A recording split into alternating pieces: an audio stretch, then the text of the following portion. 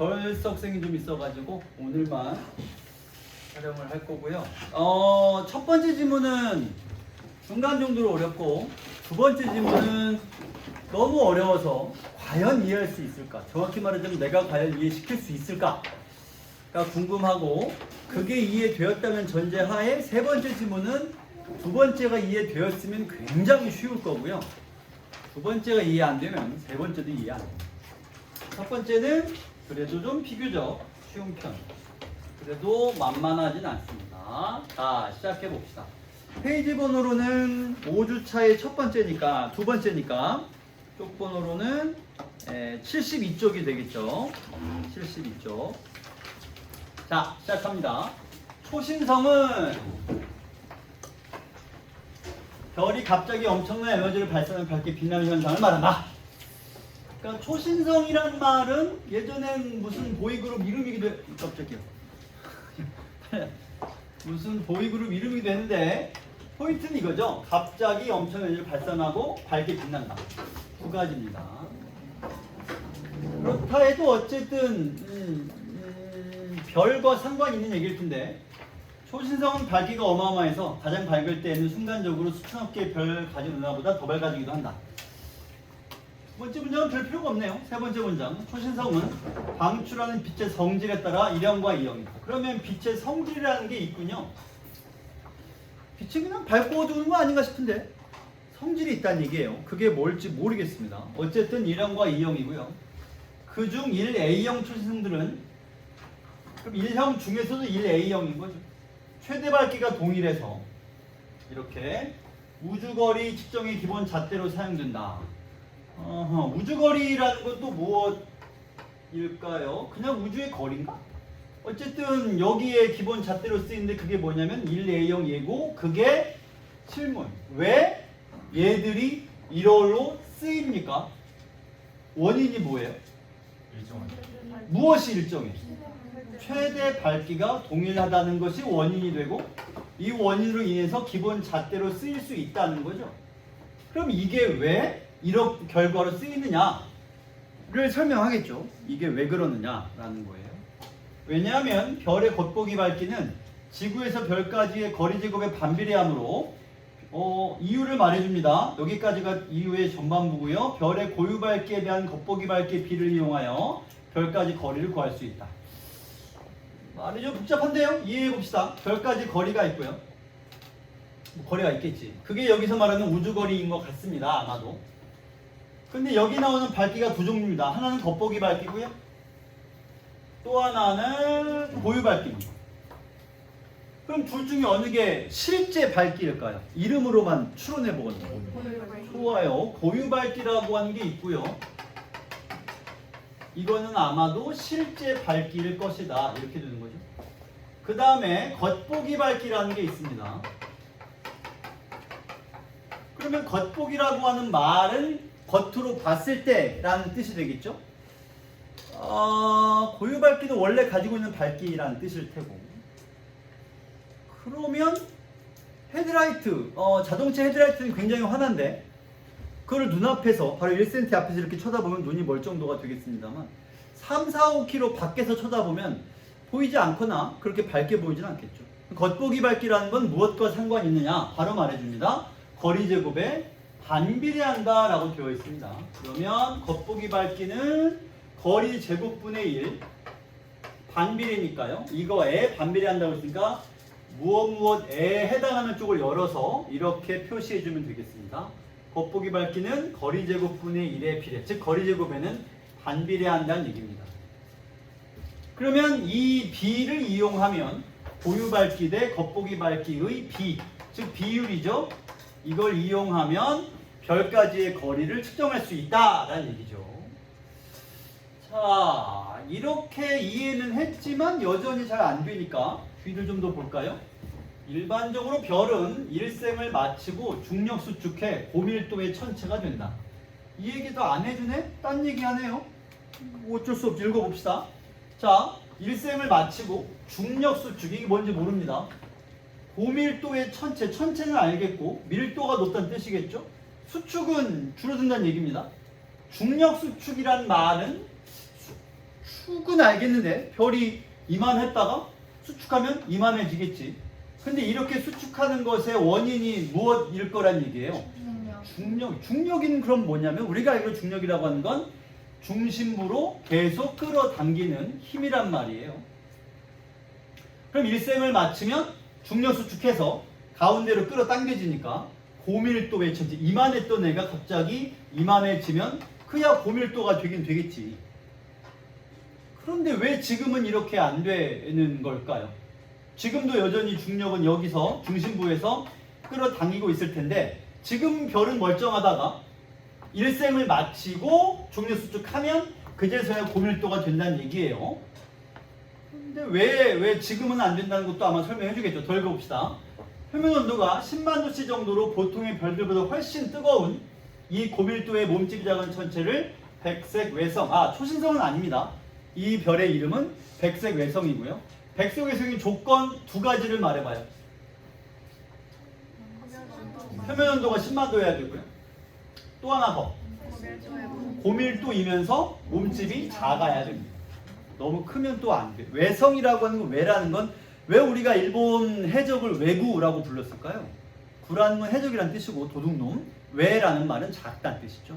외놈 그러면 작은 놈이란 뜻입니다. 또 외성은 작은 별이고 흰색인 이유는 이렇게 표면 온도가 뜨거우니까. 더 가봅시다. 고밀도의 백색 외석의 중력은 막강하기 때문에 별의 물질을 한 점으로 모아 수축하려 한다. 이것이 바로 무엇일까요? 물질을 한 점으로 모아 수축한다. 앞에 나온 말 중에. 그렇지. 이게 중력수축이 좋습니다. 그러면 보통의 별의 경우 핵반응을 통해 만들어진 압력이 이 수축한 힘을 막아내지만 핵융합하지 않는 백색 외성은 전자축퇴 압력에 의해서 그 막강한 중력을 이겨낸다. 하나, 둘. 이 두 가지가 대응할 거예요. 자, B급 앞에부터 얘기해 봅시다. 아까의 궁금증으로 돌아와 보자고. 지금도 지구 역시 중심부로 끊임없이 잡아당겨주고 있습니다. 근데 우린 여기서 이제 지구가 줄어들지도 않고요. 태양도 마찬가지. 지구는 별도 아니지만 태양은 별이니까 태양 역시 중심부에서 끊임없이 잡아당겨주고 있을 텐데 왜 유지되느냐? 그거는 핵반응을 통해 만들어지는 압력이 이 힘을 막아내기 때문이다. 그러면 생각건데 이 핵반응을 통해 만들어지는 압력은 이게 태양이라고 한다면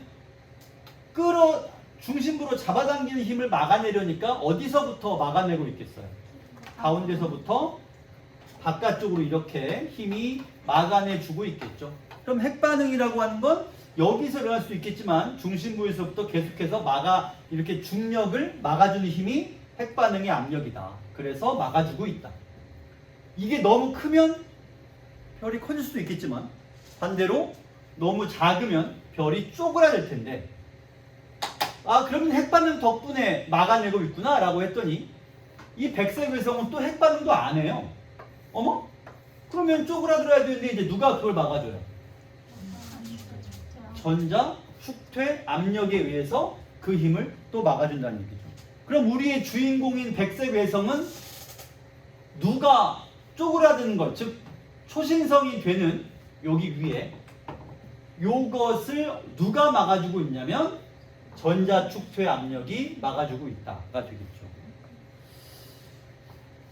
태양은 누가 막아주고 있을까요? 중력이 자꾸 잡아당기는 힘을. 둘 중에 하나일 텐데. 핵반응이 막아주고 있죠, 아직은. 그리고 태양의 수명이 다하는 건 약 120억 년 뒤라고 합니다. 그럼 120억 년 뒤가 되면 핵반응이 더 이상 일어나지 않으니까 그때는 태양도 백색 외성. 근데 그때 아직은 전자축퇴 압력이 핵반응을 안 해도 이어서 이 압력에 막아줄 것이다. 그럼 얘는 뭔데 막아주느냐? 봅시다. 별이 중력으로 수축하게 되면 이렇게 점점 쪼그라들게 되면 별을 이루는 원자와 원자 사이의 거리도 좁아지고 쪼그라드니까요. 원자 자체 크기도 작아진다.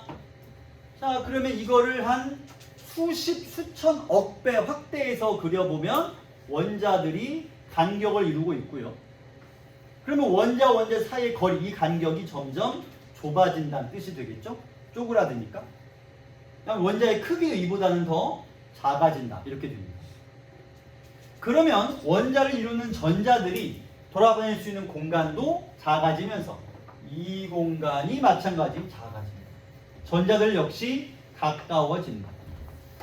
그러니까 무슨 말이죠? 이게 지금 원자라고 하면 실제 원자를 좀 더 수천억 배에서 또 수천억 배 확대하면 원자 핵이 가운데 있고 그 주변을 전자가 돌고 있는데 이렇게 근데 그 원자끼리 여기가 또 원자 핵이고 여기에도 전자가 돌아야 되는데 얘들이 점점 가까워지다 보니까 전자들이 도는 궤도가 이런 식으로 겹칠 만큼 가까워진다는 얘기입니다. 그러면 어떤 일이 벌어지나요? 그렇게 되면 파울리의 베타 원리, 이때 베타라는 건 알파 베타의 베타가 아니고요. 서로 밀어내다 할 때 그 베타, 베타적 할 때 베타입니다. 그럼 파울리 베타 원리라고 그냥 부르는데에 따르면 하나 이상의 전자가 같은 장소에 있을 수가 없다. 오케이. 그렇기 때문에 전자들 사이 거리가 좁아지면 거기에는 한계가 있다. 무슨 말이죠? 얘들이 이렇게 겹칠 때쯤 되면 전자가 여기에서 만약에 겹치게 되면 안 되잖아. 그래서 전자가 뭐 할 거야? 전자가 공간을 빽빽히 채우게 되면 더 이상 수축을 못하는 상태. 이걸 축퇴. 퇴라는 말은 나아가다 진, 물러나다 퇴니까 전자끼리 점점 물러나는 걸 축, 발로 뻥 차서 여기가 더 이상 오지 마. 이게 축퇴인 거죠. 그럼 전자가 가까워지려고 하니까 전자끼리 서로를 밀어내고 있어요. 이때 중력의 수축, 중력은 얘들을 더 빽빽하게 밀고 밀리고 밀리다 못해서 전자가 야, 더 이상은 오지 마 하고 막아주는 힘을 가리켜 전자 축퇴 압력이라고 한다. 그러면 질문. 중력이 계속 잡아당기고 거리를 축소시키는 힘을 누가 상대하고 있다는 뜻입니까? 전자 축소 압력. 정확히 말하자면 전자가 상대하고 있다는 거죠. 생각해보면 앞에서 써 있는 것처럼 전자의 힘은 막강해요. 그 막강한 힘을 전자의 힘은 중력의 힘은 막강하죠. 그걸 전자가 막아준다. 전자의 힘이란 건 우리 생각보다 더 엄청난 게 아닐까요? 중력을 막아주고 있으니까. 조금 더 생각해볼까? 우리가 원자폭탄의 무서움은 겪어보지 못했지만 뭐 엄청난 힘이라고 하니까 그런가 보다 합니다. 근데 원자폭탄의 힘은 그 에너지는 기본적으로 뭐예요? 핵분열, 핵융합 이런 거란 말이에요. 그럼 핵은 얼마나요? 분열과 융합을 일으킨 핵은 얼마나 크기일까요? 눈에 보이지도 않죠. 근데 그만한 핵이 붕괴하거나 융합해서 도시 하나를 날려버릴 만큼의 에너지가 나온다. 그 안에 대체 얼만큼의 에너지가 있길래 도시가 날아가죠. 여기도 지금 고작 전자들이 그 작은 원자 안에 더 작은 전자들이 중력을 막아내고 있다. 생각해보면 엄청난 힘이 그 안에 있다는 거죠.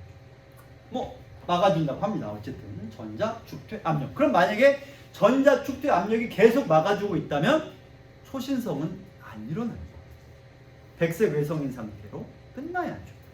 그런데 그 뒤에 보니까 천체 물리학자 찬드라세카르에 의하면 전자 축퇴 압력으로 중력 수축을 막을 수 있는 한계가 대략 태양 질량의 1.44배 정도가 된다. 태양 질량만 해도 엄청날 텐데 그거에 약 1.44배를 전자가 막아준다는 얘기죠. 이만 해도 정말 엄청난 건데 만일 백색 외성이 이 이상의 질량이라고 하는 건 태양 질량의 1.44배보다 더 크게 되면 전자 축퇴 압력도 더 이상은 막을 수가 없죠. 그때가 되면 어떻게 됩니까?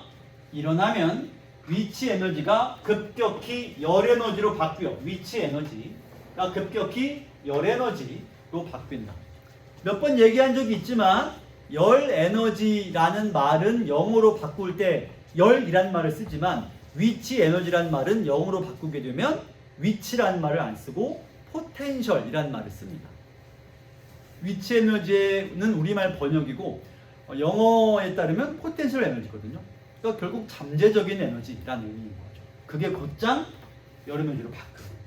그랬을 때 새로운 핵융합이 일어나서 폭발이 일어납니다. 이 한계, 즉 태양 질량의 1.44배를 찬드라세카르 질량이라고 부르고요. 초신성의 밝기는 아까 처음에 동일하다고 했거든요. 근데 왜 동일한지 여기 써 있어요. 왜 동일하냐면 주로 폭발하는 별의 질량에 따라 좌우되는데 찬드라세카르 질량은 왜 이걸 설명해 줍니다. 자, 그러면 여기다가 간단한 정리를 좀 해볼까요? 자, 초신성의 결론이어야 돼요. 초신성의 밝기는 동일하다. 앞에 전제를 1, 2를 써볼 겁니다. 두 개 전제가 있고 결론이 나오면 밝기는 동일하다가 나와야 돼요. 전제 2가 뭐냐면 밝기는 폭발하는 별의 질량에 따라 좌우된다. 밝기는 폭발하는 별, 그냥 별이라고 쓸게요. 별의 질량에 좌우된다. 근데 언제 폭발해요? 태양 질량의 1.44배. 일 때 폭발한다. 그럼 무슨 말이 나와요? 태양 질량이 1.44배일 때 폭발을 하는데 그 1.44배라는 질량이 밝기를 좌우해. 결론, 초신성의 밝기는 동일하려면 초신성이 무엇도 동일해야 돼요? 질량도 동일해야 되겠죠. 동일 내지는 최소한 비슷하긴 해야 초신성의 밝기가 찬드라세카르 질량 1.44배에 이르렀을 때 폭발이 일어나는데 폭발로 인한 밝기가 별의 질량에 좌우된다면 질량과 밝기가 지금 서로 비례하고 있고 그런 상태에서 초신성의 밝기가 동일하다는 것은 무슨 뜻이냐? 질량도 동일하다, 유사하다라는 결론을 내게 됩니다. 이게 이따가 기억 문제 풀 때 우리가 이 얘기를 그대로 가지고 선지를 고를 거예요.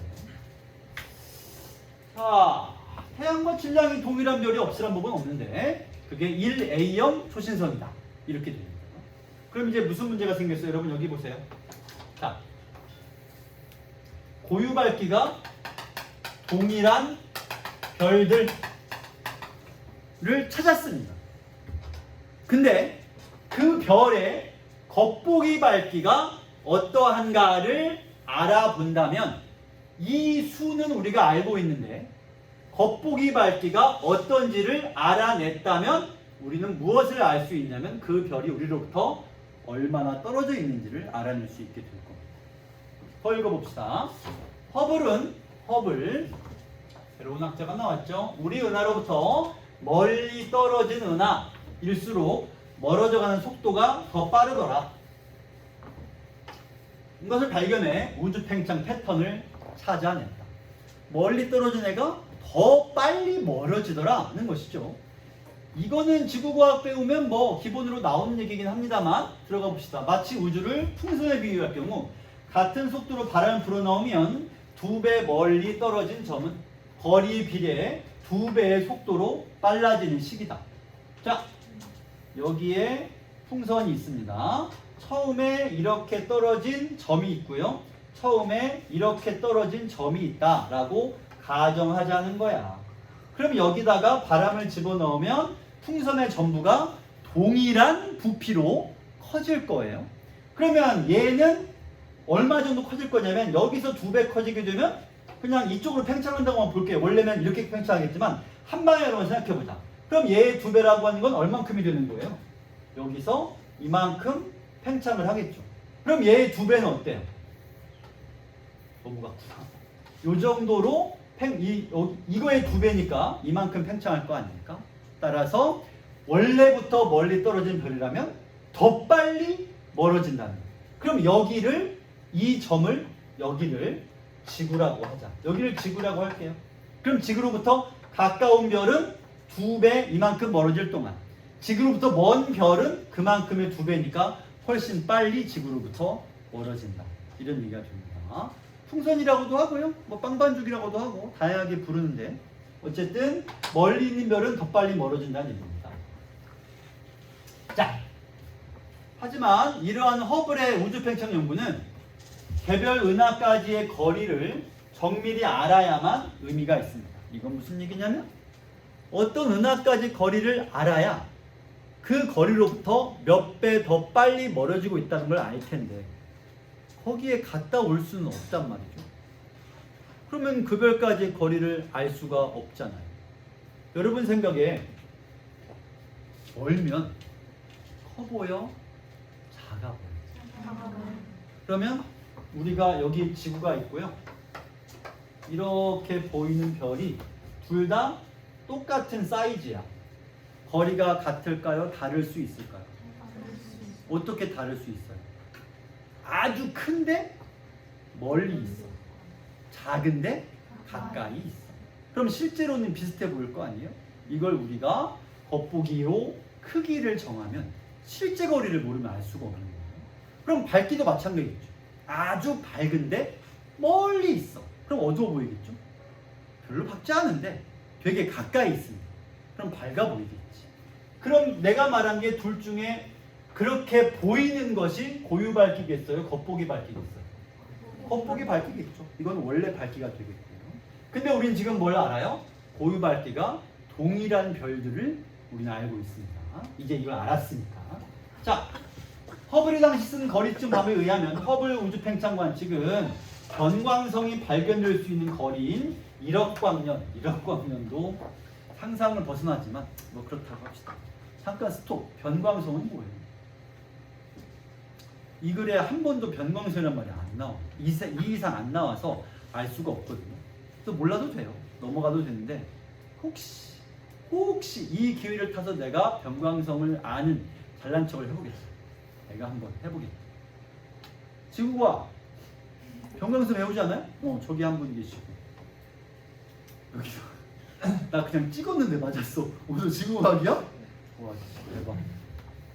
변광성이라고 하는 건 문자 그대로 무슨 뜻이에요? 빛이, 천체의 빛이 변하니까 변광성. 세페이드 변광성이니 뭐니 부릅니다만 그 얘기도 지문으로 흔히 나오는데 다행히 이 지문이 없으니까 넘어가겠습니다.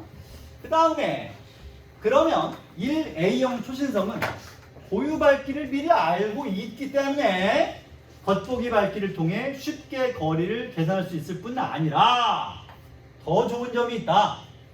이게 첫 번째 장점이고요. 두 번째는 보통의 별보다 매우 밝으니까 훨씬 먼 거리의 팽창 과정을 측정할 수 있다.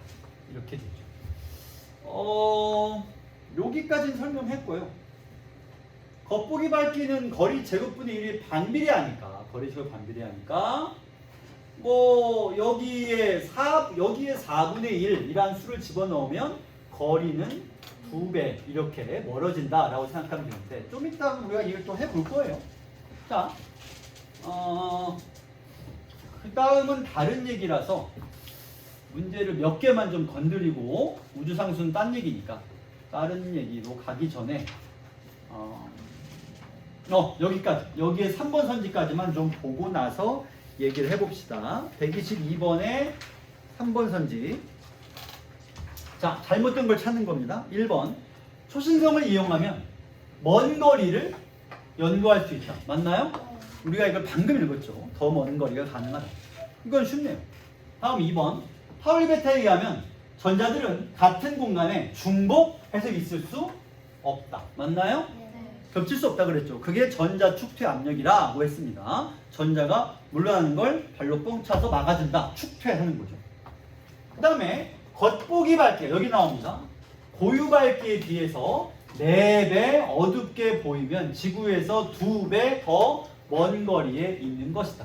그냥 지금 바로 얘기를 해버렸기 때문에 거리 제곱에 반비례하니까 4배 어둡게 보이면 실제 거리는 이렇게 될 테니까 2배 더 먼 거리에 있다. 이렇게 얘기할 수 있습니다. 그 다음에 이 문제 때문에 아까 설명을 했는데 기억의 이유를 추리한 내용이다. 그래서 우리가 이런 얘기를 했죠. 1.44배 폭발하는데 이 폭발할 때 밝기는 별의 질량에 좌우된다. 근데 밝기가 동일하다라고 하는 거는 질량이 비슷할 거기 때문에 그런 내용의 선지를 5개 중에 고르면 됩니다. 어느 거겠어요? 백색 위성의 질량이 이 질량과 이 순간에 어떻게 되니까 폭발이 일어난 것이기 때문에 이렇게 되죠. 딴 순서 좀 볼게요. 1번 1A형 초신성의 질량은 찬드라스크의 질량보다 클 수가 없기 때문에. 이게 문제가 뭐냐면 이 문제는 어려워요. 왜 어렵냐? 일단 3번을 골라냈으면 쉬운데 내가 어렵다고 하는 이유는 1번도 그렇고 2번도 그렇고 선지에 잘못이 없어요. 선지는 맞는 선지. 근데 왜 틀리냐? 발문이 뭐죠? 1, 2번이 답이 아닌 이유는 기억과 상관이 없습니다. 2번이 좀 더 쉬우니까 2번을 먼저 말해보자면 초신성되는 과정에서 위치 에너지가 급격히 열 에너지로 바뀐다는 말이 지문에 대놓고 써 있습니다. 틀리지 않아요. 근데 이것 때문에 기억, 다시 말해서 설명했던 말이긴 하지만 초신성의 밝기가 찬드라스카르 질량과 정확히 말하면 여기 이 질량이 왜 고유 밝기가 동일한가를 설명해 줄 수 있느냐라는 아무런 상관이 없고 왜 동일하냐? 그거는 찬드라스카르 질량이라는 태양 질량 2.44배라는 특정한 질량 수치에서 애가 폭발을 하고 그때 폭발한 밝기가 그 별의 질량과 상관이 있는데 질량이 비슷한 별이 비슷한 순간에 폭발을 하니까 그 밝기가 동일하다라는 내용으로 나와야 된다. 근데 여기 선지에서 말하듯이 그냥 위치 에너지가 열 에너지로 바뀐다라는 말은 맞는 말이지만 그것 때문에 질량이 비슷하다, 밝기가 비슷하다라고 말할 수 없다는 것이고요. 여기도 마찬가지. 초신성의 질량은 찬드라 질량보다 클 수는 없습니다. 왜냐하면 이 순간에 폭발을 하기 때문에 클 수는 없어요. 하지만 그것 때문에 밝기가 동일하다라는 것을 말할 수는 없어. 그러니까 여기도 이게 틀리고 이게 틀립니다. 4번 선지 자체는 이거는 선지에 좀 문제가 있는데 4번을 보시면 1A형 초신성은 태양 질량 1.44배보다 가벼운 백색 외성 내에서 중력 수축을 통해 만들어진 것이기 때문이다. 외성 내에서 중력 수축을 통해 초신성이 만들어지진 않습니다. 외성 자체가 수축하는 거니까. 이런 거는 선지가 틀렸죠. 그러니까 이거는 골라내기 쉬운 거예요. 하지만 이런 선지는 선지 자체로는 문제가 없으니까 헷갈립니다.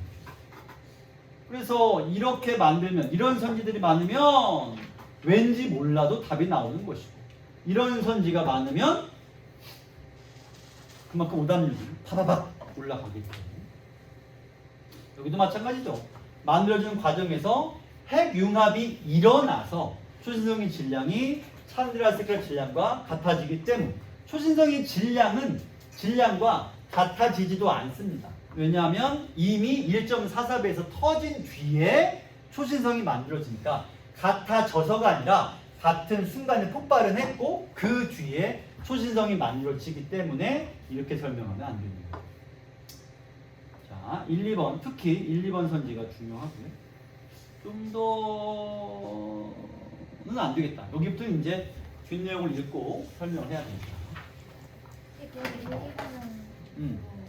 때문에가 틀렸다는 얘기예요. 기억이랑 상관이 없다는 얘기입니다. 근데 여기까지 가는 과정이지 않나요? 아니, 과정도 아니고요. 과정의 일부가 아니라 명확한 인과를 제시해야 돼요. 과정의 일부만 제시해도 안 돼요. 자, 여기로 가서요. 이제부터가 문제예요. 이걸 지우고 허블이 가까운 우주만 관측해서 발견한 우주 팽창의 역사는 감속 팽창에 가까운 것으로 보여요. 최근에 가만. 여기 수능 완성 다 시작했죠? 시작했어요?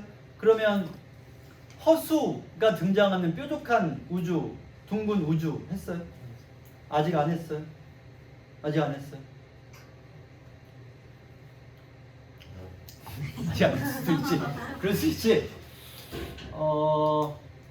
우주가 이 점에서 원래 점은 면적이 없습니다. 이렇게 표시는 했지만 어쨌든 점이라고 치자고요. 여기서 빅 뱅 해가지고 우주가 팽창을 합니다. 팽창할 때 어떻게 팽창하느냐?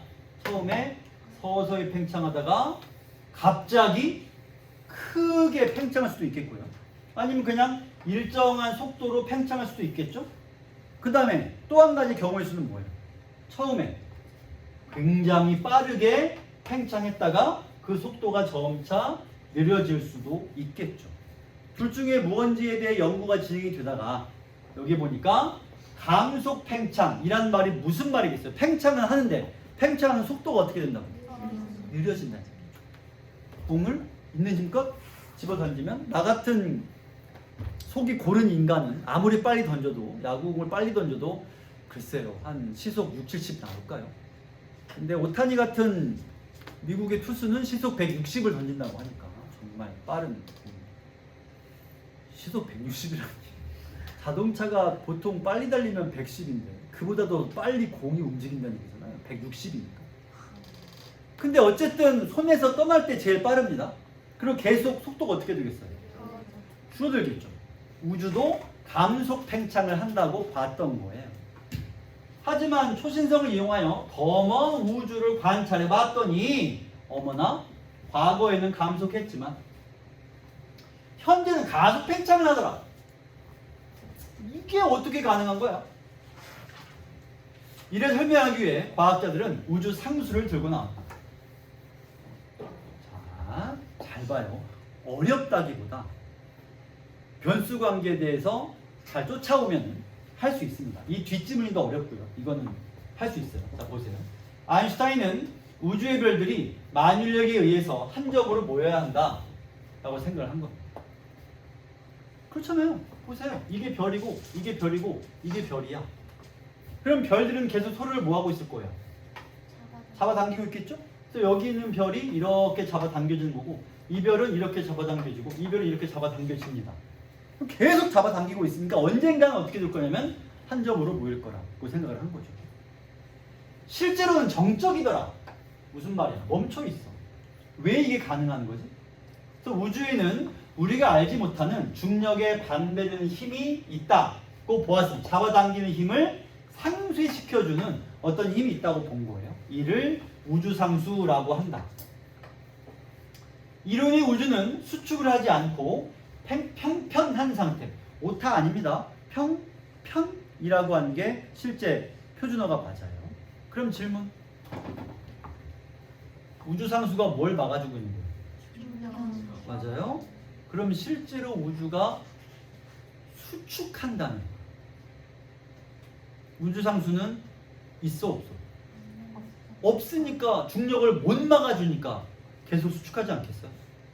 그래서 아인슈타인은 우주는 정적이다. 멈춰있다. 그럼 어떻게 막아주냐 중력을? 우주상수가 막아주고 있을 거야 라고 생각을 한 거죠. 이거의 정체는 중력에 반대되는 힘인데 정체는 몰라. 그냥 있어 라고 말한 거죠. 근데 뻘쭘한 일이 생겼어요. 자, 여러분 말해봐요. 뭐가 만약 진짜 뻘쭘하다면 어떤 일이 생겼길래 뻘쭘하겠어요? 우주가 정말로 수축을 하더라. 그럼 우주상수는 쓸데없는 얘기를 한 거죠. 수축하니까. 그래서 하지만 아인슈타인의 주장은 허블의 관측을 통해 우주가 팽창한다? 어머? 잠깐만요. 팽창한다고요? 그러면 수축한다는 게 아니라 아예 우주가 늘어나고 있군요. 그렇다는 것은 중력의 힘을 무시하고 오히려 우주가 계속해서 늘어나더라는 얘기입니다. 자, 폐기했습니다. 중력의 힘은 무시되고 있고 계속해서 우주는 팽창하고 있다. 하지만 최근 우주가 가속 팽창을 합니다. 과학자들은 우주상수를 다시 들고 나왔습니다. 그들의 설명에 의하면 최초의 대폭발, 즉 빅뱅으로 인해 우주가 팽창하기 시작한 초기에는 당김의 힘이 세기 때문에 이게 인력이고 곧 중력이죠. 우주의 팽창 속도가 점점 줄어든다. 하지만 우주가 팽창함에 따라 우주의 밀도가 점점 작아지면서 밀도가 작아져요. 그러면서 우주 팽창이 미치는 영향도 작아지게 된다. 이게 무슨 말인가 생각해 봅시다. 자, 보세요. 처음에 빅뱅이 일어났어요. 그리고 우주가 팽창합니다. 그러면 여기까지는 이만한 공간에 물질들이 다 모여 있습니다. 그러면 물질들이 서로를 잡아당기는 힘을 강하게 볼 수 있을 겁니다. 가까이 있으니까. 근데 우주가 점점 어떻게 되나? 팽창하고 팽창합니다. 그럼 이 안에 있던 물질이 어떻게 돼요? 점점 널리 퍼지겠죠. 그럼 인력이 어떻게 되겠죠? 잡아당기는 힘이 어떻게 돼요? 줄어들 거 아니야. 그래서 우주의 밀도가 작아지고, 밀도란 말은 뭉쳐있는 정도가 작아져서 퍼집니다. 그럼 이것들이 우주 팽창에 미치는 영향도 작아져요. 그러면 이렇게 되는데, 반면 우주상수는 중력에 반대되는 힘이죠. 정체는 모르고요. 이것은 우주가 팽창을 해도 값이 일정하기 때문에 시간이 지날수록 우주 상수가 우주 에너지에서 차지하는 비중이 상대적으로, 왜냐하면 밀도는 작아지니까, 밀도가 작아지면 물질들이 차지하는 물질들의 인력, 중력에도 좋습니다만 인력의 비중이 점점 줄어들고 늘어나니까, 공간이 커지니까. 하지만 우주상수는 일정합니다. 따라서 시간이 지나게 되면 우주상수의 비중이 상대적으로 커지고요. 그러면 우주는 가속 팽창을 하게 되는 것이다. 자, 최초에 뻥 터졌어요. 터진 힘에 의해서 우주가 어마무지한 속도로 팽창을 합니다. 근데 팽창하는 초기에는 정말 빠른 속도긴 하지만 여기 몰려있는 물질들이 잡아당겨요. 그만 커져, 그만 커져, 그만 커져. 근데 그 힘을 물리치고 계속 커지고 있는 중이죠. 근데 여기까지 오게 되면 이제 물질들은 서로 흩어지다 보니까 잡아당기는 힘은 약해졌는데, 반면에 중력에 반대되는 힘이었던 우주상수는 늘 일정하니까 계속해서 중력들이 서로를 잡아당기는 힘을 상수가 무시하고 중력을 막아줘서 간격을 더 멀어지게 하고, 그렇게 되면 팽창은 더 빨라지는 가속 팽창을 하게 될 것이다 라는 얘기입니다. 변수가 하나밖에 없어요. 중력이 커지냐 작아지냐.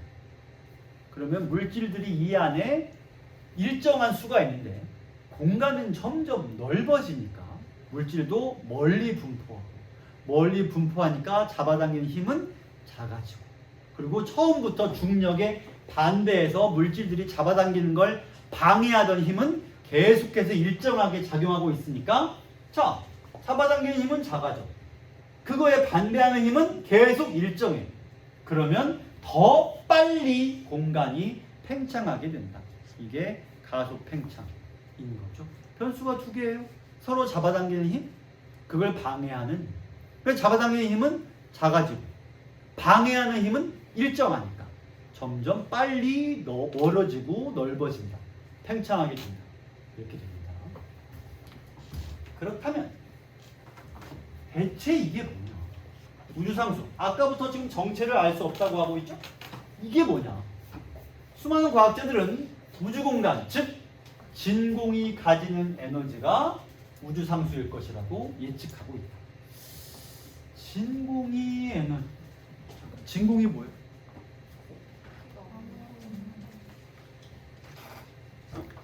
기출 공부 열심히 했으면 진공이 아무것도 없는 상태라고 말하면 안 되는데, STM 지문 우리 했거든요. 거기 보면 진공을 뭐라고 말해요? 대기압보다 압력이 낮은 상태라고 말하죠. 진공도가 가장 높은 상태는 그럼 여러분들이 말하는 뭐겠어요? 정말 아무것도 없는 상태가 되긴 하겠죠. 우주공간은 우리가 흔히 진공이라고 알고 있는데요. 근데 그럼 진공은 에너지를 가지냐 어쩌냐를 생각해보자. 에너지라고 하는 것, 기본적으로 질량체는 에너지가 있습니다. 잡아당기는 힘이 있죠. 근데 아무것도 없은 질량체가 없어요. 공기가 있나요? 없다니까요. 입자가 있나요? 없습니다. 진짜 없어요. 그럼 그 안에 에너지를 가지는 알갱이 자체가 아무것도 없어. 그럼 진공에 에너지가 있어 없어? 아무것도 없으니 에너지를 가질 수 있는 게 없다고요. 그 안에. 그럼 없어야지. 근데 얘가 에너지를 가져. 이게 무슨 말이야? 양자 역학적으로 볼 때 진공은 아무것도 없는 공간이 아니다. 그럼 뭐야? 에너지를 가지긴 가진다는 거지. 그 에너지인데 도대체 그걸 누가 가지고 있냐는 거야. 아무것도 없는 거 아니야? 했더니 그 안에 뭔가 있어야 돼. 좀 어려운 말 해볼게요. 이 말은 국립국어원 대사전에 이 말이 없어요. 거의 만들어진 말이에요. 그래서 이거는 몸뚱이란 뜻이고요. 이거는 무언가를 가지고 있다. 담지하고 있다 그러면 뭔가를 가지고 있는 물건이란 뜻입니다. 진공에 아무것도 없단 말은 무슨 말이냐면 에너지를 가지고 있을 수 있는 무언가가 없다는 얘기예요. 따라서 담지체가 없으므로 에너지가 없어야 돼. 근데 에너지가 있어. 진공에. 그게 어떻게 가능하냐? 그랬더니 아무것도 없는 게 아니라 그 진공 안에는 입자와 반입자가 동시에 생성되고 아주 짧은 순간 다시 만나 또 동시에 소멸합니다. 이를 쌍생성과 쌍소멸이라고 하고요. 따라서 우리가 진공이라고 빈 공간은 입자와 반입자의 쌍생성과 쌍소멸이 끊임없이 일어나는 역동적인 공간인 것이다. 이해돼요? 네. 오 진짜? 야 씨, 훌륭하다. 야 이거 아주 쉽게 이렇게 얘기해보자. 내가 여기서 삽을 들고 파요. 열심히. 1m짜리 구덩이를 만들었어. 1m. 막 땀이 비오도 흐릅니다. 한 2시간 걸었다고 치자. 그리고 그 후 2시간 동안 이걸 또 덮어요. 또 파. 또 덮어. 2시간에서 팠다가 덮었다가 팠다가 덮었다가 팠다가 덮었다가 하고 있어요. 그럼 여러분들이 여기에 있는 땅이 파이고 흙이 쌓였다가 도로 들어가서 평평해지고 또 파이고 흙이 덮였다가 도로 들어가서 평평해지고를 2시간 간격으로 볼 거 아니에요. 내가 만약에 이 행동을 2초마다 한 번씩 할 수 있다면, 다시 말해 한 번 푹 파면 1m가 파지는 거예요. 그래서 이거를 이쪽에 했다가 이걸 또 들고 집어넣어. 이게 2초 만에 이루어진다고 치자. 보여요 안 보여? 아니 보이겠지. 2초인데 깜빡하면 보이겠죠. 0.00002초면 어때요? 안 보이겠죠? 그럼 여러분들은 뭐라고 생각할 거예요? 여기 변화가 있다 없다? 없다고 생각하겠죠. 너무 빨리 쌍생성과 쌍소멸이 일어나니까 우리는 뭐라고 생각해? 아무것도 없어 라고 생각하고 있지만 실제로는 너무 빨리 쌍생성과 쌍소멸이 일어나고 있다. 어디에서? 모든 진공에서.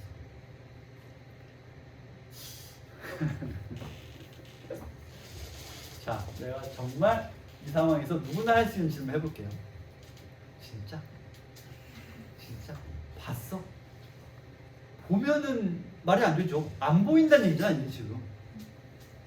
그러니까 볼 수 없다고 가정하고 지금 설명을 한 거예요. 과학이란 뭐가 같다고 요즘 자주 얘기하네? 과학이란 뭐가 같냐면 종교와 같습니다. 그냥 가정해놓고 실험을 예측한 다음에 이럴 거야. 근데 결과랑 맞아 떨어져. 그거 봐, 내가 맞다고 했잖아. 너 그거 봤어? 야, 볼 수 없다니까. 근데 어떻게 알아? 내가 설계한 실험이랑 결과가 같잖아. 그러니까 이런 거야. 봤어? 못 봤다니까? 근데 어떻게 알아? 실험 결과가 같다니까. 이 말만 끊임없이 반복하는 거예요. 그걸 진짜라고 믿는 거죠. 자, 더 가봅시다. 단지 우리가 가지고 있는 관측 기술이 쌍생성과 쌍소멸이라는 짧은 시간의 일들을 관찰하기에 부적합해서 우리는 진공이 아무것도 없는 걸 생각할 뿐이지만 실제로는 그러고 있다. 아니 그럼 어떻게 아냐고, 못 보는데, 볼 수가 없는데. 그래서 카시미르라는 사람이, 새로운 학자죠, 실험을 했습니다. 실험을 할 게 아니라 보면 될 텐데. 근데 보는 건 안 되니까 처음부터. 어떤 실험을 했냐면 증명을 했대요. 그 실험은 심지어 나오지도 않아요. 실험으로 바로 가봅시다. 이거죠. 이렇게 생긴 그림인데요. 이 그림이 뭔데? 자, 봅시다. 카시미르가 진공 속에 에너지가 존재함을 증명한 실험이다. 우선 그림과 같이 폐쇄된 진공이 있습니다. 자, 이거 전체가 폐쇄된 진공이에요. 이 속에 얇은 금속판 2개를 가까이에 평행하게 놓았습니다. 질문: 그러면 요거 전체가 진공입니다. 진공은 요 사이에만 있어요? 이게 다 있어요? 다 진공이에요. 그럼 쌍생성과 쌍소멸이 요 사이에만 일어나? 밖에만 일어나? 다 일어나? 다 일어나. 정답인데 왜요?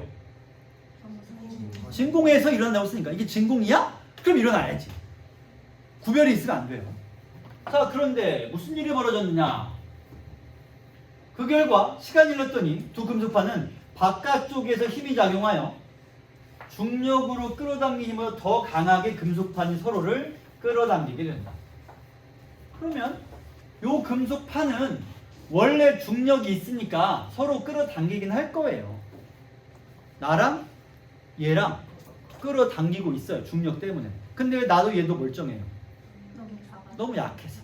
그렇죠? 그래서 얘네들도 끌어당기고는 있어. 약할 뿐이지. 근데 갑자기 바깥쪽에서 이렇게 힘이 가해지더란 얘기예요. 얘를 이렇게. 그러면 이거를 이 양반은 어떻게 해석하는 건 일단 쌍생성과 쌍소멸이 여기도 여기도 여기도 일어나고 있습니다. 그런 상황에서 어떻게 해야지만 서로가 금속판이 가까워질 거냐? 먼저 바깥쪽에서는 쌍생성이 안쪽에는 쌍소멸만 그럴 리가 없습니다. 진공이면 모두 다 일어나야 되니까. 이건 말이 안 돼. 이건 너무 편의주의적으로 생각한 거예요. 이러면 쉽겠지만 그런 이유가 없잖아. 그럴 이유가. 다음 두 번째, 금속판 바깥쪽에서 생성된 입자 중에서 일부가 금속판 통과하여 안쪽의 압력을 높인다. 야, 안쪽의 압력이 높으면 얘가 밀려 벌어져. 벌어져야죠. 말도 안 됩니다. 아예 틀리겠죠. 3번, 진공 상태에서 입자와 반입자의 쌍생성과 이거 맞네요. 여기까지. 이내 금속판이 서로 끌어당긴 중력이 커진다는 건 무슨 말이에요? 갑자기 왜? 4번, 금속판 바깥쪽은 안쪽과 달리 입자와 반입자가 쌍생성과 쌍소멸을 끊임없이 반복하면 역동적. 다시 말하지만 다를 이유가 없다는 거죠. 쌍생성과 쌍소멸은 안쪽, 바깥쪽 모두 일어나야 됩니다. 5번밖에 안 남았습니다. 일단 2, 3번은 말이 안 되고 1, 4번은 동일한 이유에서 말이 안 됩니다. 그럼 5번은요? 바깥쪽에서 입자와 반입자의 쌍생성과 쌍소멸의 생성 에너지가 안쪽에서 생성된 에너지, 이 생성된 건 어떻게 생성된 거야? 똑같이 쌍생성과 쌍소멸로 생성된 거죠. 하지만 바깥쪽 안쪽 민다는 얘기는 무슨 뜻이 돼요? 바깥쪽의 에너지가 안쪽 에너지보다 크다. 이거밖에는 결론이 없습니다. 쌤, 근데 이게 그 실험이랑 무슨 상관이 있나요? 단순해요. 만약에 진공에서 아무런 에너지가 없다면 이 금속판에 압력이 가해질 이유 또한 전혀 없을 것이다. 근데 금속판에 압력이 가해지고 있다? 이것은 그 안에서 뭔가 역동적인, 즉 에너지의 현상이 일어나고 있다는 것이다. 밖에는 없죠. 사실 여기까지밖에 없어요. 그게 꼭 쌍생성과 쌍소멸해야 할 이유는 보이지 않습니다. 이 실험으로 인해서 쌍생성과 쌍소멸이 끊임없이 일어난다는 게 입증되는지에 대해서는 좀 더 설명이 필요한데 이 지문은 일단 여기까지만 언급을 하고 있습니다. 자, 그러면 지문은 끝났고 우리는 이제 문제를 풀어볼 겁니다. 1번, 121번. 어떤 사람에게 이 글을 추천하는 게 좋을까요? 뭐라고? 5번? 5번 왜요? 여러 이론이 나오죠? 각 이론의 내용을 설명해주고 있어요. 그럼 1번 왜 틀려요? 팽창하게 된 이유는 안 나오죠. 팽창하고 나서 속도가 가속 팽창이냐 감속 팽창이냐, 가속 팽창이라면 왜 그런 거냐가 궁금한 사람이 읽어야죠. 2번, 이론을 반박하지도 않고요. 3번, 팽창함에 따라 우주 에너지가 변하는 양상이 궁금한. 이거 안 돼요? 이거 되지 않나? 여기서 우주 에너지가 변한다라고 써 있는데 우주가 팽창함에 따라 우주 상수, 우주 에너지의 일종인 우주 상수는 뭐하다 그랬죠? 일정하다라고 했습니다. 그래서 변하는 양상이라고 하기가 어렵고요. 4번, 모의로 실험한 과학자들의 실험이, 아까 실험은 뭘 연구한, 우주 팽창을 연구한 게 아니라 뭘 연구했어요? 입자와 반입자, 즉 진공의 에너지가 있냐 없냐를 가지고 연구를 한 거였죠. 그래서 여기는 모의 실험을 팽창 과정을 실험한 건 아니에요. 우주 팽창 과정을 모의 실험하는 건 뭔가 요즘 말로 쿨해 보이고요. 옛날 말로는 새끈해 보입니다. 야, 씨, 뭔가 있어 보여. 그래서 CERN이란 도구라기보다 단위 아니지. 연구 집단 이름이라고 해야 되겠고, 거기에서 아주 큰 광입자 거대 입자 가속기라는 걸 만들어 가지고 빅뱅을 재현해 보겠다라고 하는 시도를 했고요. 지금도 꾸준히 하고 있습니다. 그래서 빅뱅에 준하는 현상을 만들어 보겠다는 거죠. 이 얘기 처음 들어요? 아니요. 들어봤죠? 네. 서울은 크죠. 서울보다 큰 터널이 있습니다. 서울이 한 요만하게끔 들어가는 큰 터널을 만들고, 경기도보다 좀 작겠지. 그 터널에서 이렇게 한쪽으로 돌리고 이쪽으로 돌려서 입자들이 충돌해서 여기서 우주 최초의 빅뱅 같은 현상이 일어나는지를 실험해보겠다라는 겁니다. 한 나라가 다 감당이 안 되니까 여러 나라가 힘을 모아서 유럽에서 이 일을 하고 있고요. 이미 실험을 했어요. 근데 결과는 생각만큼 그렇게 유의미한 건 안 나왔고, 그때 당시 이제 뜬 소문이 많이 돌아왔죠. 무슨 소문이 있어요? 블랙홀이 생성이 될 거고 빨려 들어가기 시작해서 지구를 다 먹어버릴 거야. 이런 뜬 소문에 뭐 시위도 벌어지고 난리 났었는데 뭐 그냥 별 일 없이 지나갔어요. 여러분들은 모르는 사이에 지금 어제 오늘 대한민국은 난리가 났습니다.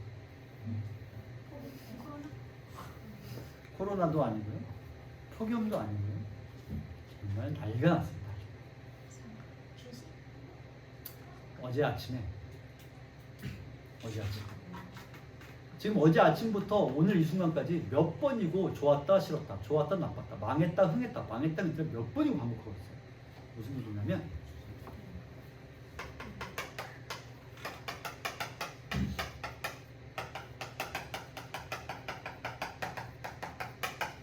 이걸 한국의 어떤 연구원에서 만들었습니다. 물론 아직 확정된 게 아니에요. 초전도체라고 하는 거는 간단히 말하자면 저항이 0인 물질이에요. 그래서 이게 있으면 뭐가 좋냐라고 하면 글쎄요, 발전을 지금의 몇 분의 1 수준으로 줄여도 됩니다.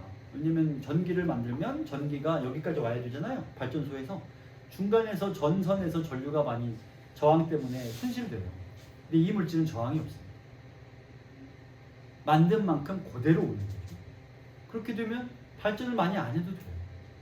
또 여기서 만든 전기를 미국까지 보낼 수 있습니다. 러시아에서 만든 전기를 우리가 받을 수 있죠. 손실 없이. 를 포함해서 수많은 변화가 있겠지만 불가능하니까.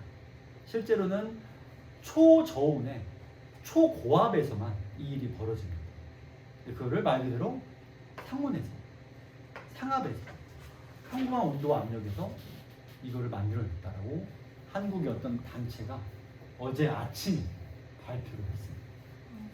그래서 이게 진짜다, 가짜다, 된다, 안 된다, 하루 때도 몇 번씩. 외국의 대부분의 학술단체들은 정말 흥미있게 검토해보더니 이거는 반자성체는 되는데 초전도체까지 아닌 것 같다. 그래서 팍 식었다가 오늘 아침에는 연구 발표의 논문 저자 3명이 서로 싸우고 있다고 기사가 나와서 에휴 했다가 오후 한 2시쯤인가 버클리 대학에서 야 이거 되는데? 라고 또 발표해가지고 또 난리가 나고 하루에도 지금 몇 번씩 왔다 갔다. 만약 이게 진짜잖아요? 당연히 노벨상. 초전도체로 받은 노벨상을 받은 사람만 지금 6팀이에요. 그냥 이게 있다라는 걸 발표해서 이미 6팀이 받았습니다. 근데 6팀 중 한 팀도 상온에서는 시도조차 못했는데 진짜라고. 네. 답 없어요. 좋은 의미로 답이 없어요. 감당을 못할 거예요. 설마 진짜겠냐 싶긴 해요. 진짜? 노벨상이? 한국에서 그런 발전? 물론 진짜였으면 좋겠습니다. 그러면 여러분들이 올해 말도 아니에요. 당장 그게 진짜라고 생각이 되면 그냥 특보가 연일 때릴 거예요. 지금 나오는 모든 뉴스를 다 뒤집어 볼 거예요. 모르겠습니다. 아, 자, 그래서 그게 진짜면 그냥 사회가 모든 게 다 뒤집어질 거예요. 어쨌든 그냥 그럴 리가 없어, 얘들아. 아니야, 기대를 접어요. 아까 2번에 122번에 3번까지 얘기했고요. 4번 우주상수 변하지 않지만, 그렇죠, 이건 변함이 없습니다. 근데 우주가 팽창하면 우주 에너지에서 우주상수의 비중은 상대적으로 커진다. 이유는 무엇에 비해서 커지느냐면 물질들의 밀도에 의해서 이들이 가지고 있는 중력이, 즉 인력이 점점 작아지니까 상대적으로 우주상수는 커진다라는 얘기였습니다. 5번 백색외성의 질량이 찬드라 스케일 질량보다 크면 중력의 수축을 저항하기 위해서 전자 축투의 압력이 커진다라고 써 있는데, 우리가 이거는 좀 전에 확인을 했죠. 찬드라 스케일 질량이 되면 전자 축투의 압력조차 견딜 수 없을 지경이 되어서 초신성으로 변한다라는 게, 폭발한다, 핵융합이 일어난다라는 걸 우리가 읽었습니다. 따라서 백색외성이 질량보다 크면 커진다라는 게 아니라 그냥 핵융합이 일어나서 전자 축투의 압력이 더 이상 견딜 수 없게 되는 순간이 되는 거죠. 자, 그러면 123번은 했고, 124번 실험 또 했고, 125번, 자, 요겁니다. 요거는 지구과학 시간에 나오지 않아요? 네. 어디 내가 이거 본 거 같은데? 너도 지구과학이? 생각보다 많군요. 아, 그렇지. 이과하면은 생지를 제일 많이 하죠. 좋아요. 봅시다. 여기가 우주의 크기입니다. 여기가 시간이죠. 그리고 이것을 가다는 시간은 우주의 크기가 변화된 것을 그래프로 나타낸 것이다. 그러면 크기가 점점 더 커지는 쪽이 세로축인 거죠. 그러면 동일의 시간 대비, 이만큼의 시간 대비 이만큼만 빅뱅, 빅뱅 여기까지군요. 이만큼이 빅뱅이라고 하면 시간에서 가와 여기 시간에서요? 손이 이상했거든요. 이렇게 있고, 그 다음에 여기까지, 그리고 여기까지 있습니다. 자, 다의 경우는 나머지와 다른데 어떤 걸 말하는 거예요? 다는 여기 평평한 이 수평선은 우주의 크기가 어떻게 되고 있어요? 다에서는 요만큼 구간에서는 크기가 변하지 않습니다. 그럼 가와 나는 이 구간 A 구간 이후로 놓고 볼 때 가와 나중에 어느 게 더 빨리 크기가 커집니까? 가가 더 빨리 커지죠. 나는 가보다는 천천히 커지고 있습니다. 얘가 빨리 팽창하고 있고 나는 천천히 팽창하고 있네요. 자, 우리는 틀린 걸 찾을 겁니다. 먼저 선지 1번. 가는 과거에는 감속이다가 A 이후에 가속 팽창하는 우주. 가에서 A 이전에 여기와 이쪽을 비교해보면 A 이후에 더 기울기가 가파른 것을 알 수 있습니다. 따라서 1번 선지는 감속이었다가 가속 팽창 A 이후. 적절한 선지가 되겠네요. 2번. 가는 우주 에너지 중에서 우주 상수가 차지하는 비중이 A 이전과 이후가 동일하겠군. 그래프 가기 전에 이 말을 생각해보자. 우주 상수가 차지하는 비중은 무엇과 상대적으로 변동되느냐를 봤을 때 지금에서 뭐라고 했냐면 물질이 차지하는 밀도, 그리고 그 밀도에 의한 중력. 그러면 우주가 팽창을 거듭하면 밀도는 작아지고, 밀도가 작아짐으로 물질들이 서로 끌어당기는 중력과 인력의 영향 또한 작아진다. 그러면 상대적으로 우주상수는 어떻게 되겠어요? 우주상수의 비중은, 얘가 영향이 줄어드니까 우주상수의 비중은 어떻게 돼요? 커져야 되겠죠? 그러면 가는 무슨 팽창이에요? 가속 팽창이란 말이에요. 점점 빨리 팽창한다. 그러려면 우주상수의 비중이 동일한 게 아니라 어떻게 돼야 돼요? 커지겠군. 이렇게 되죠. 이렇게 해서 2번 선지가 곧장 답으로 찾아지네요. 3번 위에를 봐야죠. 그래서 나는 이제 여기 이 나의 색깔을 여러분이 확인해. 지금 그림에서는 좀 희미하게 보이는데 노랗게 그릴게요. 이게 나입니다. 그러면 나는 시간이 지날수록 팽창하는 크기가 점점 천천히 팽창한다는 걸 알게 됩니다. 그럼 나 전체를 뭐로 봐야 되냐면 감소 팽창으로 보면 되겠습니다. 그러면 선지 3번에서 나는 우주가 팽창하는 속도가 조금씩 줄어든다. 맞습니다. 그래서 허블이 생각하는 우주에 해당하겠군. 이 되겠고요. 3번 나에서 하나의 은하가 다른 은하와 멀어지는 속도는 은하들 사이의 거리 비례하여 아까 말했죠? 가까운 은하보다 원래 멀리 있던 은하가 이렇게 갈 동안 이렇게 갈 테니까 이게 더 많이 멀어질 테니까요. 멀리 있는 게 더 빨리 멀어질 것이다. 비례하여. 4번이 이 뜻이고요. 5번은 평평한 것은 여기를 말하는 거죠. 여기 이 부분은 중력의 힘과 반대를 이루는 힘. 이거는 이렇게 써 있지만 지문에는 우리가 이걸 뭐라고 확인했습니까? 중력과 반대의 힘. 우주 상수가 있겠죠. 따라서 이 힘이 우주 내에 존재하기 때문에 균형을 이루어서 평평한 크기가 변화 없이 계속해서 유지되고 있다. 이렇게 되는 거죠. 자, 어렵다고 내가 겁을 줬는데 여러분이 들어보고 뭐 이렇게 별로 안 어려운데 라고 생각했으면 다행이고요.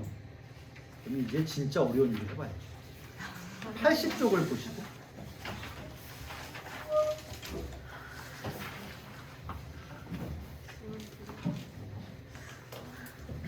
신이시여 이해시킬 수 있는 힘을 주십시오.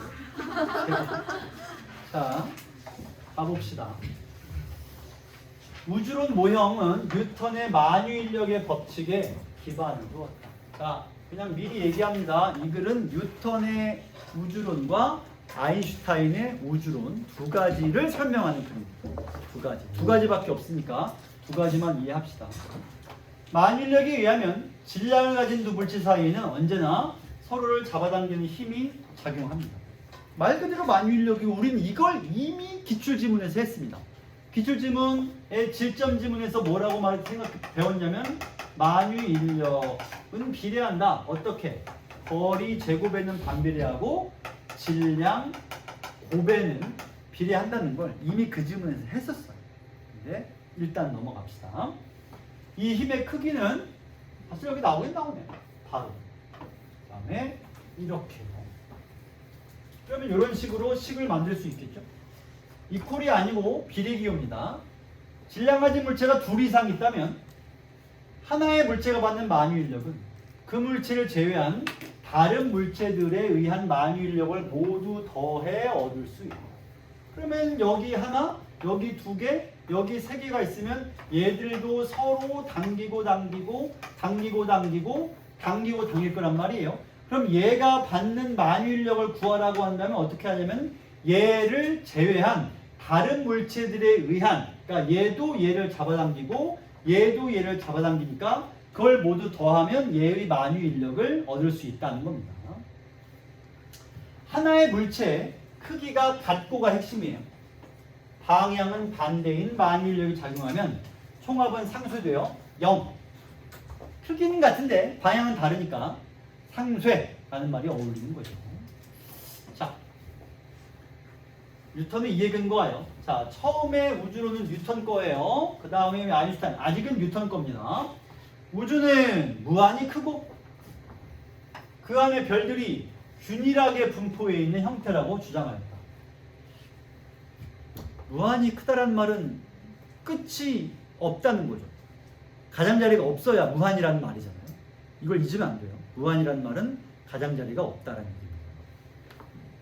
별들은 균일하고요. 만약 우주의 크기가 유한하다면 가장자리에 위치한 별들은 안쪽에 존재하는 별들로부터 만유인력을 받아서 끌려 들어갈 것이므로 천체는 수축할 것이다. 여기가 우주의 중심부, 어딘가 중심부가 있겠지. 유한하다면. 무한하다면 중심부가 있어 없어? 무한한데 중심부가 있어요. 끝이 없으므로, 가장자리가 없으므로 중심도 없을 거예요. 근데 유한하다면 중심부가 있겠죠. 그럼 여기가 중심 쪽이고 이쪽이 끝이라고 하자. 그럼 여기 있는 별들은 서로를 잡아당겨 주지만 이렇게요. 여기 있는 별은 어떻게 되죠? 얘가 잡아당기겠지. 물론 얘도 얘를 잡아당기겠지. 근데 계속해서 이쪽 이렇게 해서 잡아당기고 이렇게 되니까 이쪽에 아무것도 없는 거예요. 그러면 얘가 얘기를 잡아당겨주는 이 힘이 없을 거 아니야. 그럼 어떻게 돼? 얘부터 안쪽으로 수축 해서 마지막에 어떻게 돼? 한 점으로. 이게 빅크런치죠. 그런데 안 그러잖아요. 그럼 왜 안 그러는 거야? 관측 결과 천체들이 한 점 향해 모인다는 증거는 없더라. 뉴턴은 우주는 무한해. 별은 균일해. 안쪽으로 작용 만유인력이 바깥쪽 작용 만유인력과 균형을 이뤄. 모든 걸 잡아당기니까 별들은 제자리에 멈춰 있고요. 서로를 향해 수축하는 일은 없을 거야. 라고. 무한하니까. 끝이 없으니까. 그런데 문제가 있네. 이 모형은 뉴턴의 의도와 달리 정적인 우주를 함의하지 않는다는 문제가 있다. 참고로 이 이론은 뉴턴이 정립한 거니까 본인이 본인 발등을 찍은 거예요. 함의라는 말은 문학에서는 뜻을 내포하다는 뜻이지만 과학에서 함의라는 말은 무엇이 참일 때 나머지도 반드시 참인 거. 이걸 함의라고 합니다. 그럼 이 말은 그냥 정적인 우주를 참으로 만들 수 없다. 그냥 정적이지 않다라는 뜻이 돼요. 왜 정적이지 않은가? 다시 말합니다. 뉴턴은 자기 발등을 자기가 찍었어요. 이해해 봅시다. 만유인력에 따르면 밀도가 균질하고 두께가 일정한 구껍질 모양의 물체. 아우 이 지겨운 구껍질. 구껍질 모양의 물체와 외부에 어떤 물체가 있다고 하자. 그 사이에 작용하는 만유인력은 구껍질 모양의 물체와 동일한 질량 가지고 구의 중심에 위치한 질점과 그 외부 물체, 같은 물체예요. 사이에 작용하는 만유인력 같다. 그러니까 이 두 개를 같이 보고요. 그러면 이걸 이해해 볼게요. 여기 봐요. 이거는 여러분 기출지문에서 나왔던 내용이라서 익숙해야 돼요. 처음 들으면 곤란합니다. 이러한 구 모양의 물체가 있어요. 구껍질, 양파 같은 거죠? 그래서 이렇게 안에 계속 갑니다. 그러면 요 바깥에 한 물체가 있는 거예요. 요 바깥에 있는 물체라고 합시다. 그럼 얘를 잡아당겨요. 근데 전체 말고 1번 구껍질, 2번, 3번 등등이 있다고 하면 1번 구껍질만 떠올리세요. 나머지는 지울 거예요. 1번 구껍질이 얘를 당기는 힘을 어떻게 구할 거냐면 그 힘은 뭐와 같냐면 1번 구껍질과 요것과 동일한 질량을 가진 점을 하나 가상으로 상상하는 거예요. 실제 있는 점은 아니어도 돼요. 가상의 점입니다. 질량이 뭐랑 동일하다고요? 1번이랑 동일합니다. 그 질점이 어디 있어야 돼요? 요 구껍질의 한 중심에 있어야 돼요. 그 질점이 여기 있는 상황에서 그게 질점이야 이거.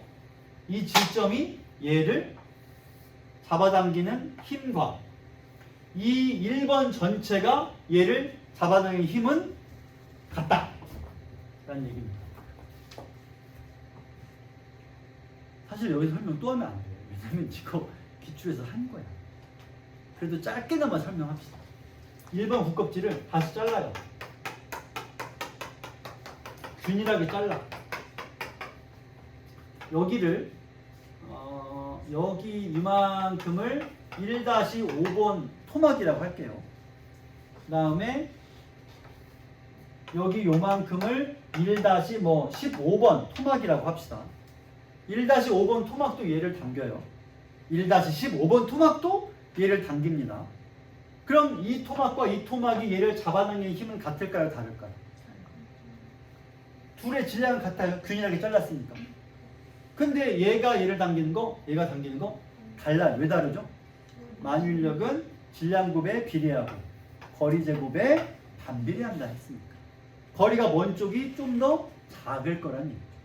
얘가 좀 더 세게 당기고 얘가 좀 더 작게 당길 거야. 근데 그걸 모두 더하면 얘를 당기는 이거 전체가 얘를 당기는 힘이 나올 거 아니에요?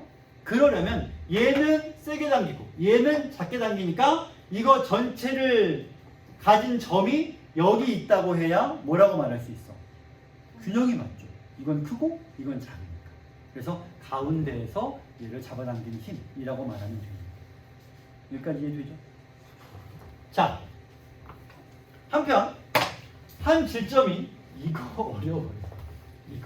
이건 설명해야 돼. 한 질점이 밀도가 균질하고 두께가 일정한 두껍질의 내부에 있다면 이 질점은 그 구껍질 모양의 물체로부터 어떤 만유인력도 받지 않습니다. 이에 대한 설명은 거의 없습니다. 그래서 내가 설명해 줘야 됩니다. 여기 보세요. 설명해 줄게. 왜 그런지 설명할게. 여기 봐. 여기 봐. 여기 봐.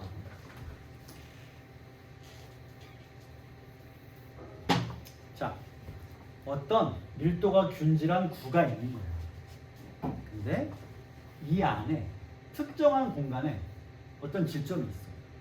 그럼 이 질점은 이 구의 안에 있습니다. 그럼 뭐라고 써있죠? 이 질점은 그 구 껍질 모양의 물체로부터 어떤 만유인력도 받지 않아요. 왜 그럴까요?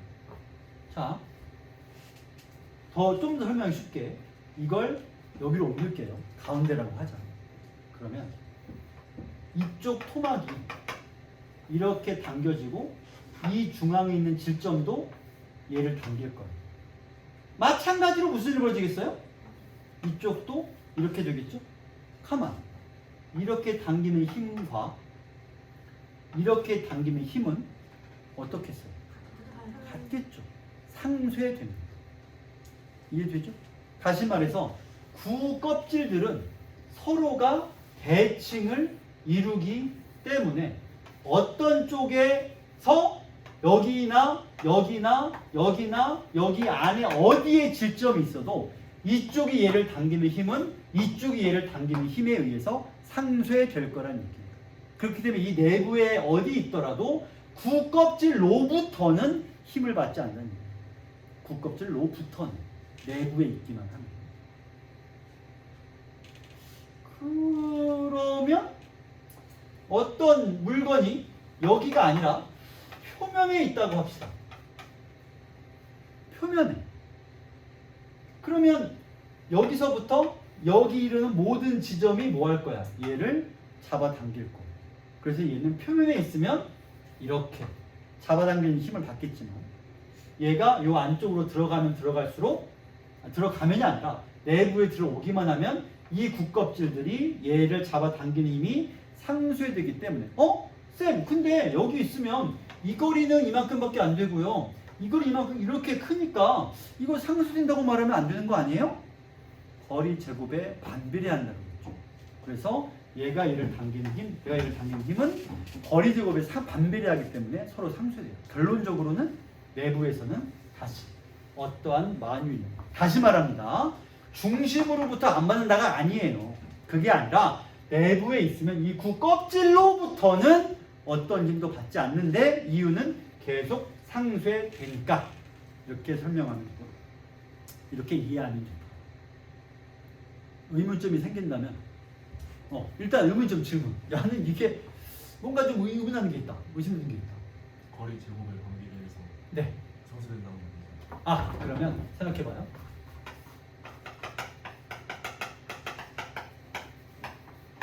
이렇게 되잖아요? 그러면 가운데 있으면 두말할 것도 없이 상쇄될 텐데 뭐 한 여기 있는다고 합시다. 그러면 이렇게 해서 얘가 얘를 잡아당길 거예요.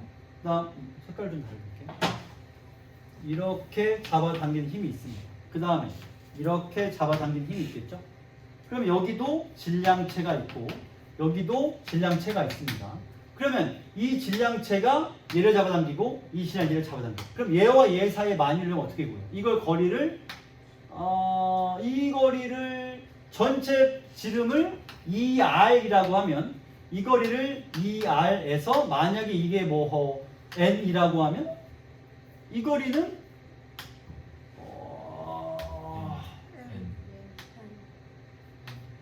어?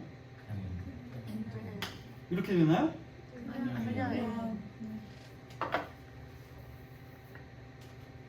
이하로 그냥 아 이렇게 자, 요만큼의 거리는 짧은 거리고 이 거리는 긴 거리가 됩니다.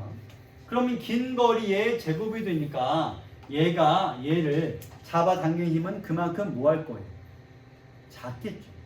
그리고 얘가 얘를 잡아당기는 힘은 그만큼 클 거예요. 여기까지 이해됩니까? 그러면 얘가 어떻게 돼요? 이쪽으로 딸려가야 되겠지. 자, 뒤에 나오는 얘기를 좀 미리 해봅시다. 잘 봐요. 표면에 있는 애는 인력을 받아요. 근데 요 안에 들어오게 되면 안 받는단 말은 무슨 말을 드냐면 여기 있는 상태에서 굽껍질을 여기 이쪽에다가 이렇게 만들어 봅시다. 그러면 얘는 이 굽껍질이 어디에 있어요? 표면에 있겠죠. 바깥쪽에 있단 말이에요. 그러면 이 굽껍질의 내부가 아닌 외부에 있습니다. 따라서 이 내부에 있는 질량은 여기는 얘를 안쪽으로 잡아당길 거예요. 그 다음에 얘는 바깥쪽에 있는 애들이 얘를 잡아당기게 돼요. 이렇게. 그러면 이렇게 잡아당기는 힘과 바깥쪽에 잡아당기는 힘, 이걸 생각해 보자는 거죠. 따라서 얘가 바깥쪽에 잡아당기는 힘은 또 이 바깥쪽 굽껍질로 계속해서 잡아당겨지고 잡아당겨져요. 그런데 이 바깥쪽에 잡아당기는 힘이라고 하는 것은 안쪽에 잡아당기는 힘에 의해서 이만큼이 동일하니까 여기서부터 여기까지가 상쇄됩니다. 그럼 뭐만 남죠? 얘만 남아요. 얘만 남으면 여 힘은 이쪽으로만 받아지게 되죠. 그러면 중심부가 얘를 당기는 힘은 남아있지만 이쪽 힘은 이쪽 힘에 의해서 상쇄되기 때문에 얘가 내부에서 굽껍질로부터 받는 힘은 절대로 존재할 수가 없다는 거죠. 이 힘을 상쇄하니까. 그럼 뭐만 남았어요? 안쪽에. 얘가 표면에 있다고 가정되는 안쪽 구에서 표면에 서 있는 얘를 중심부가 잡아당기는 힘만 남았습니다. 이렇게 되니까 굽껍질로부터는 힘을 받지 않고 내부에 있는 애는 중심부로부터만 힘을 받게 됩니다. 되겠나요? 이 얘기가 또 나와요. 네. 질량 부분 그냥 똑같은 거예요. 이쪽이 그러니까 균일하다고 가정하는 거예요. 여기와 여기를 균일하다고 가정하는 거예요. 그리고 지금 내가 설명한 거에는 질량곱을 고민하지 않아요. 지금은 요 힘과 이쪽 토막들이 그러니까 일정하게 돌아가잖아요.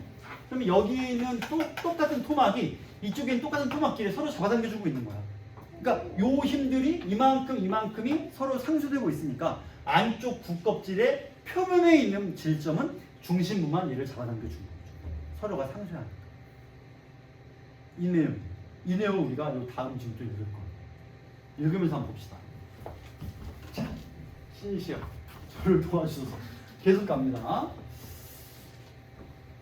앞의 내용과 구모양의 물체는 굽껍질을 겹겹이 쌓은 것을 볼 수 있는 것을 이용하면 무한한 우주에 균등하게 분포하는 별들은 균형을 이룬다기보다 오히려 서로를 잡아당긴다는 결과를 얻을 수 있다.